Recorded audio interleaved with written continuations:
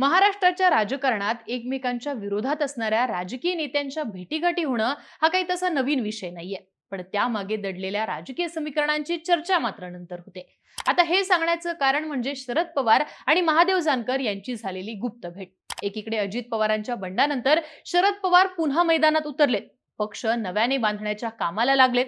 दुसरीकडे भाजपमध्ये न मिळणारी सन्मानाची वागणूक असेल किंवा गेल्या काही वर्षांमध्ये राजकारणाचा उतरलेला आलेख असेल, यामुळे महादेव जानकर सुद्धा नव्या मार्गाच्या शोधात आहेत. आताच्या राजकीय घडामोडींमध्ये जानकर आणि शरद पवार भेटीला विशेष महत्त्व प्राप्त झाले.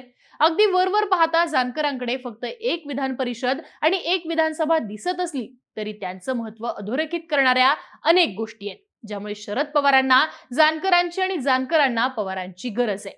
शरद पवार आणि महादेव जानकर एक झाले तर त्याचा राजकीय परिणाम नेमका काय होईल? जानकर आणि पवार हे कॉम्बिनेशन महायुतीला जड जाईल का?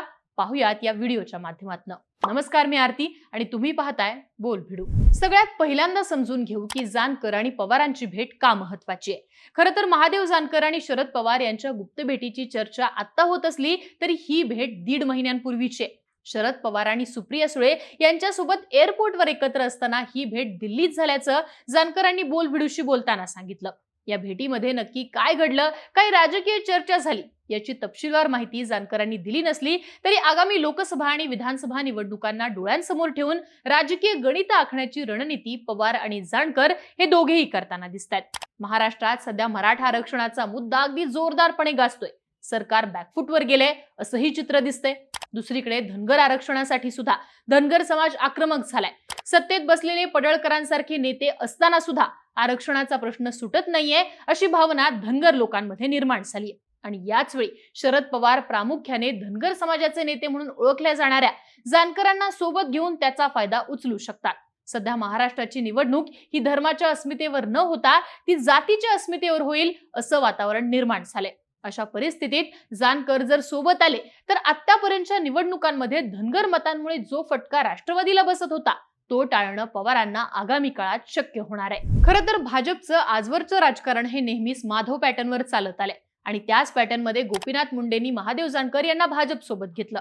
गेली जवळजवळ 20 ते 25 वर्ष महादेव जानकर हे महाराष्ट्रात भाजप सोबत युतीमध्ये आहेत. भाजपचा जानकरांना आणि जानकरांचा भाजपला वेळोवेळी निवडणुकीमध्ये फायदा होत आलाय. महादेव जानकरांची ताकद ही आमदार खासदारांच्या आकड्यांमध्ये दिसत नसली तरी 2009, 2014 आणि 2019च्या लोकसभेवेळी त्यांनी घेतलेल्या भूमिकांचा फटका हा राष्ट्रवादीला बसत आलेला आहे. 2009 मध्ये महादेव जानकरांनी माढा लोकसभेत शरद पवारांच्या विरोधात निवडणूक लढवत तब्बल 98,000 इतकी मतं घेतली होती. त्यावेळी शरद पवारांना सर्वानुमते निवडून द्यायचं, त्यांना केंद्रामध्ये मंत्रिपद मिळणार आहे यावरती सातारा आणि सोलापुरातल्या नेत्यांनी एकत्र येण्याचा निर्णय घेतला.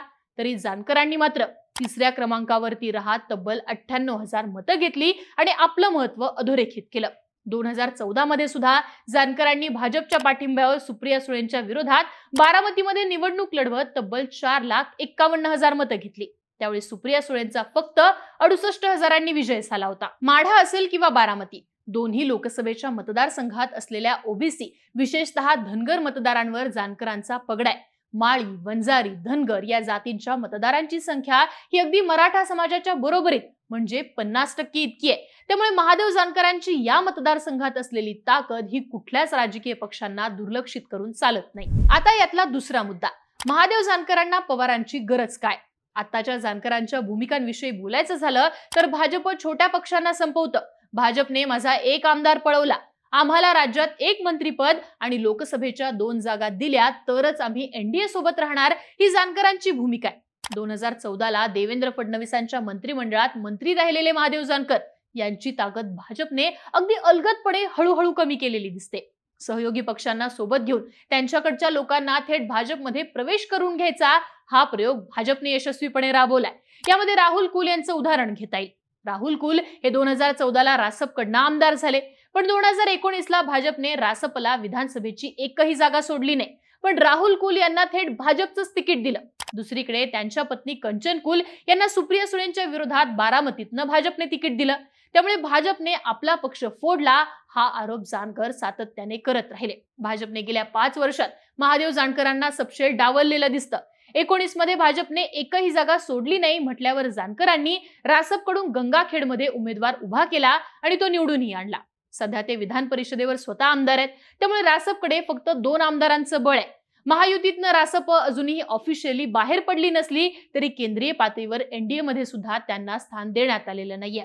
दिल्लीत झालेल्या बैठकीत बच्चू कडू आणि विनय कोरेंना बैठकीचं आमंत्रण होतं, पण जानकरांना नव्हतं. त्यामुळे जानकर सध्या स्वतंत्र लढण्याच्या किंवा दुसऱ्या पर्यायाच्या शोधात आहेत. महायुतीने त्यांना 1 मंत्रीपद आणि लोकसभेच्या परभणी, माढा या 2 जागा द्याव्यात असा त्यांचा आग्रह आहे. पण ऑलरेडी 3 पक्षांचं सरकार असताना छोट्या पक्षांना लोकसभेला महायुतीकडून जागा मिळण्याची शक्यता तशी धुसरच आहे. अशा परिस्थितीत जानकरांपुढे इंडिया आघाडीचा आणि प्रामुख्याने शरद पवारांचा पर्याय निवडणं हे अधिक सोपं ठरतं. आता येतो या चर्चेतला तिसरा मुद्दा.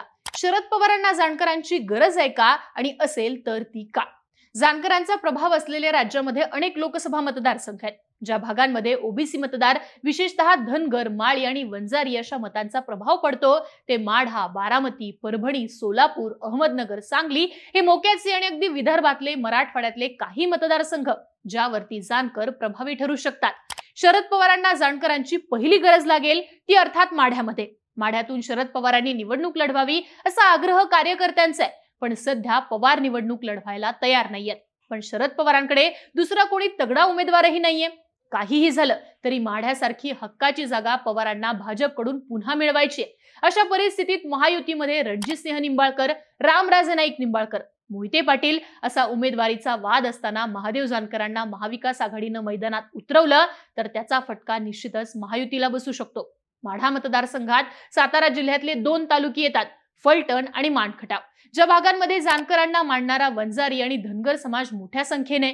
दुसरीकडे माढ्यासारखा आपला पारंपरिक गड पुन्हा ताब्यात घ्यायचा असेल तर पवारांना जानकरांची निश्चित मदत होईल. जानकरांना महाविकास आघाडीने उमेदवारी दिली तर पवारांना मानणारा गट हा जानकरांच्या पाठीशी उभा राहील. ज्या भाजपने आपल्याला वेळोवेळी डावललं त्यांना ताकद दाखवण्याची संधी ही जानकरांना मिळेल. तर शरद पवारांना राष्ट्रवादीकडे तगडा उमेदवार नसताना माढा हा जानकरांच्या स्वरूपात पुन्हा ताब्यात घेता येईल. महादेव जानकरांचा पवारांना दुसरा फायदा होईल तो बारामती लोकसभेमध्ये. बारामतीवर आजवर पवार घराण्याचं निर्विवाद वर्चस्व आहे, तो त्यांचा बालेकिल्ला आहे. शरद पवार, अजित पवार आणि आता सुप्रिया सुळे सलग 3 टर्म या मतदारसंघाचं नेतृत्व करतायत. सुप्रिया सुळेंना 9 ला असणारं लीड आणि 14-19 ला मिळालेलं लीड यामध्ये खूप तफावत आहे.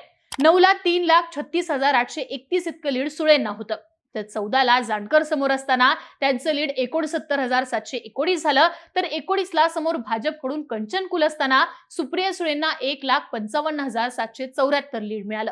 थोडक्यात काय तर समोर महादेव जानकर असताना सुप्रिया सुळेंच्या लीड मध्ये खूप फरक पडलेला दिसला. आता 2024 ला भाजपने बारामती जिंकण्यासाठी कंबर कसली आहे. त्यातही अजित पवार गट सोबत असल्यानं बारामती यंदा भाजपच जिंकणार हा कॉन्फिडन्स भाजपकडे आलाय. निर्मला सीतारामन यांचे झालेले दौरे असतील, बावनकुळेंच्या बैठका, राहुल कुल, विजय बापू शिवतारे, हर्षवर्धन पाटील हे नेते बारामतीसाठी कसून कामाला लागले. त्यामुळे सुप्रिया सुळेंना यंदा बारामती जिंकणं कठीण जाणार आहे असं चित्र आहे. अशा परिस्थितीत जर महादेव जानकर शरद पवार यांच्या सोबत आले तर त्याचा निश्चित फायदा सुप्रिया सुळेंना निवडून आणण्यात होईल. आजवर भाजपने शरद पवारांना बारामतीतनं तगडा उमेदवार न देता बाय दिला असा आरोप होत असतो, पण यंदा मात्र भाजपची भूमिका पूर्ण वेगळी आहे. अगदी केंद्रीय मंत्र्यांना बारामतीत उतरवलं जाईल अशाही चर्चा आहेत. दुसरीकडे अजित पवारांना सुप्रिया सुळे यांच्या विरोधात प्रचार करायला लावायचा हा भाजपचा प्लॅन आहे. त्यामुळे जानकरांच्या साथीने बारामतीचा गड सर करणं शरद पवारांना सोपं होऊ शकतं. आता यातली आणखी एक गोष्ट जाता जाता सांगते, ती म्हणजे धनगर आरक्षणाच्या मुद्द्यावर धनगर समाजासाठी लढणारे नेते म्हणून गोपीचंद पडळकर, राम शिंदे यांच्यासारखे नेते भाजपमध्ये मोठे झाले. आज भाजपकडे धनगर नेत्यांचा एक मोठा गट आहे. अशा वेळी आपल्याकडे सुद्धा धनगर नेत्यांचा, विशेष करून ओबीसी वोट बँक असणारा नेता गट मजबूत करण्यासाठी पवारांना महादेव जानकर उपयुक्त ठरू शकतात. पण या सगळ्या चर्चांमध्ये इंडिया आघाडीमध्ये महादेव जानकरांना स्थान मिळेल का? माढ्यासारखा महत्वाचा मतदारसंघ जानकरांना हवाय आणि तो सोडण्यावरती सगळ्यांचं एकमत होईल का, यावरती पुढची समीकरणं ठरणार आहेत. पण जानकर सोबत आले तर शरद पवारांना माढा आणि बारामती सोबत त्यांचं मिशन लोकसभा साध्य करणं हे सोपं होईल हे मात्र नक्की. तुम्हाला काय वाटतं? शरद पवार आणि महादेव जानकर यांनी एकत्र यावं का? त्याचा फायदा नक्कीच महाविकास आघाडीला होईल का? तुमच्या प्रतिक्रिया आम्हाला कमेंट बॉक्समध्ये लिहून नक्की कळवा आणि अशाच राजकीय घडामोडी विस्ताराने पाहण्यासाठी बोल्ड व्हिडिओच्या YouTube चॅनलला सबस्क्राईब करायला विसरू नका.